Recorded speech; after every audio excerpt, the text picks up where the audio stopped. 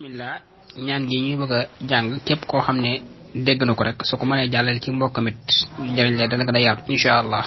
ndax sunu maam sunu yaay sayyidatuna Aïcha radiyallahu anha dafa mas laaj ku baax ke yonente bi sallallahu alayhi wasallam ne ko waaw su ma xamoon gën guddi mooy leen xadar kon lan laa cey wax lan laa cey jàng sallallahu alayhi wasallam ne ko saa yoo ko xam saa yoo guddi googu njort daal na nga ca wax ñaan gi na nga cey wax ñaan gi allahumma innaka afuwun tuhibbul afwa fa'fu anni mooy allahumma yow buur bi innaka naka yow afuwun ab jéggalkat nga tuhibbu kook dana bëgg dana sopp al afwa ak jéggulu fa'fu kon yàlla nga jéggal anni wala suma waaw xafu firi jéggal di firi jàmbal waaye kon jéggal moom jàmbal lañ la taakalla kon nag ko dégg rek nga jàll ko mën ko nga di ko wax lu mu ko na bari ci guddi gi di ko bari guddi gi wala sax fu guddi mujj yëpp rek naam dañ koy làmb rek